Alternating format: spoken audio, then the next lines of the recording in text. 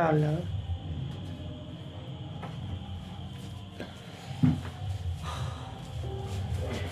Hello दोस्तों, मैं राजेश कुमार गुजर भगवान से यही दुआ करता हूँ कि आप और आपका परिवार स्वस्थ होगा और खुश होगा। चलो, आज हम पढ़ रहे हैं लाभ हानि। लाभ हानि हर एग्जाम में पूछा जाता है, तो कोई सी भी एग्जाम हो। जिसने चैनल सब्सक्राइब नहीं करा था वो चैनल सब्सक्राइब कर ले और वीडियो को शेयर कर दे। देखो, इसमें हमें एक दो चीजें याद रखनी पड़ती है। क्या याद रखना पड़ता है? पहले तो हमें याद रखना क्रय मूल्य क्या होता है। क्रय मूल्य एक याद रखना था, विक्रय मूल्य। ये दो चीजें याद रखनी होती हैं। क्रय मूल्य वो होता है जिस पर हम किसी वस्तु को खरीदते हैं। विक्रय मूल्य वो होता है जिसे हम किसी दूसरे को बेचते हैं। ठीक है। जैसे थोक विक्रेता की फुटकर विक्रेता को कोई वस्तु देता है, जैसे फुटकर विक्रेता ने कोई वस्तु खरीदी, वो उसका क्रय मूल्य होता है। और फुटकर विक्रेता जब हमें कोई वस्तु बेच देता है तो वो उसका विक्रय मूल्य हो जाता है। अब वो लाभ में बेचा है, हानि बेचा है, वो आगे क्वेश्चन के हिसाब से पता चल जाता है। हो गया। तो अब देखो, एक चीज और याद कर लो आप। अगर आप क्रय मूल्य याद कर रहे हो ना, क्रय मूल्य, अगर आप विक्रय मूल्य याद कर रहे हो तो क्या करोगे? क्रय मूल्य, मूल्य कितने का लाभ हुआ है या हानि हुई है, यानी 100 का प्लस हुआ है या हानि, देख लेंगे। कमी हुई है बराबर या विक्रय मूल्य। एक सूत्र तो ये याद कर लेना। अगर आपको क्रय मूल्य दे रखा है तो विक्रय मूल्य याद कर सकते हैं, विक्रय मूल्य दे रखा है तो क्रय मूल्य याद कर सकते हैं। और एक लाभ प्रतिशत, लाभ प्रतिशत बराबर होता है लाभ अपॉन क्रय मूल्य, क्रय मूल्य गुणा 100 या मूल्य बराबर हानि प्रतिशत, हानि बराबर हानि प्रतिशत बराबर हानि, और हमेशा क्रय मूल्य नीचे आएगा, क्रय मूल्य गुणा 100। ये 3 सूत्र याद करने हैं लाभ हानि में, जो आपको धीरे धीरे जब आगे बढ़ोगे तो यह अपने आप ही याद हो जाएंगे, यानी स्वयं में आपको याद हो जाएंगे। देखो, अब देखो पहला क्वेश्चन। देखो, पहला क्वेश्चन आपको दे रखा है, आराम से देख लेना। पहला क्वेश्चन हमें दे रखा है कि किसी वस्तु को 800 रुपए में, 800 में, एक बार सॉरी, किसी वस्तु का क्रय मूल्य 800 रुपए हो तथा 10% या लाभ है। लाभ हो तो बताओ विक्रय मूल्य क्या है, यानी कोई वस्तु कितने की है? 800 रुपए की है।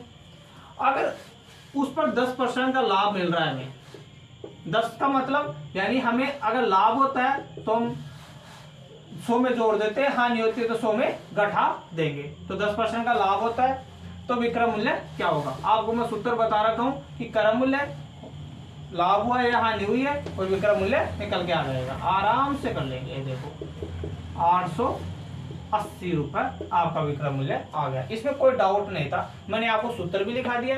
और अगर आप डायरेक्ट करना चाहो तो आप कह सकते हो कि 800 कितने की वर्दी या हानि हुई, कि हमें 10 का प्रॉफिट हुआ तो 100 पर 10 का प्रॉफिट ले लेंगे और जो भी सरलीकरण कर लेंगे, आपका उत्तर आ जाएगा। अब देखो, आराम से देखना, दूसरा प्रश्न इसी से संबंधित है। हर क्वेश्चन उससे आगे वाला क्वेश्चन लेके आया हूं मैं। देखो, किसी वस्तु का विक्रय मूल्य 100 रुपए तथा हानि 20%। हमें विक्रय मूल्य दे रखा है, देखो इधर विक्रय मूल्य बराबर दे रखा है हमें 100 रुपए, हानि प्रतिशत दे रखा है हमें 20%। तो मैं अभी आपको मैंने बताया था कि देखो, क्रय मूल्य गुणा प्रॉफिट हुआ है या हानि हुई है अपॉन 100 बराबर विक्रय मूल्य आ जाता है। सही है। आपको क्या क्या दे रखा है? ये दे रखा है और ये दे रखा है। देखो, विक्रय मूल्य कितना दे रखा है? 100 रुपए।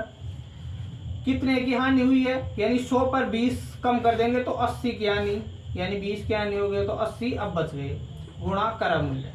ये तो पूछा है ना आपको, आपको पूछा क्या है? क्रय मूल्य ही तो पूछा है। अब क्रय मूल्य आपका निकल के आ जाएगा, ये इधर चला जाएगा 1000, तो क्रय मूल्य बराबर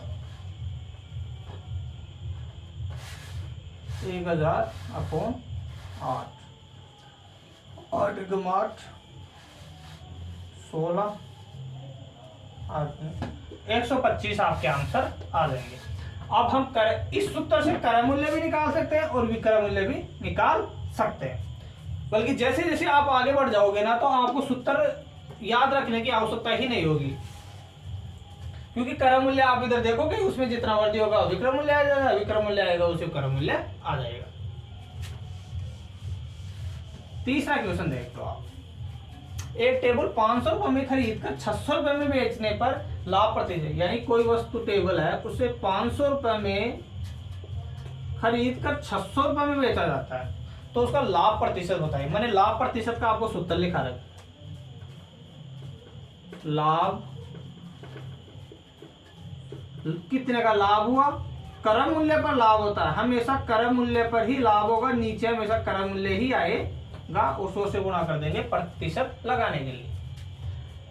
लाभ कितने का हुआ देखो 100 रुपए का, आराम से समझ लेना 100 रुपए का। कितने को हमेशा क्रय मूल्य पर लाभ होता है, तो 500 पर। याद रखना, कंट्रास्ट कर लो कि क्रय मूल्य पर लाभ मिलेगा और क्रय मूल्य नीचे लिख देंगे, इसको इससे काट देते हैं, 20% लाभ मिल जाएगा। अब देखो कितने आसान हो गया ये क्वेश्चन, आया समझ में। अब देखो एक क्वेश्चन और ले लेते हैं, हानि वाला क्वेश्चन लेते हैं अब की बात। एक वस्तु को 600 रुपए में खरीदा, यानी एक वस्तु को 600 रुपए में खरीदा या में खरीदा गया तथा 60 रुपए की हानि पर बेचा जाता है, तो हानि प्रतिशत बताना है। हानि प्रतिशत का सूत्र होता है हानि, कितने की हानि हुई अपॉन क्रय मूल्य पर। मैंने क्या बोला था, हमेशा नीचे क्या आएगा क्रय मूल्य, नीचे हमेशा क्रय मूल्य लेना, क्योंकि हानि हो या लाभ हो हमेशा क्रय मूल्य पर होती है। देखो हानि हमें दे रखी है 60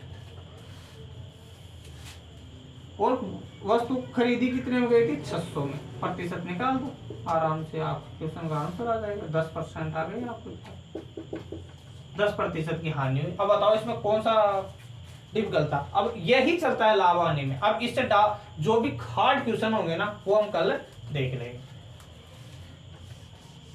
और जिसने चैनल सब्सक्राइब नहीं करेगा वो चैनल सब्सक्राइब कर ले। Thank you.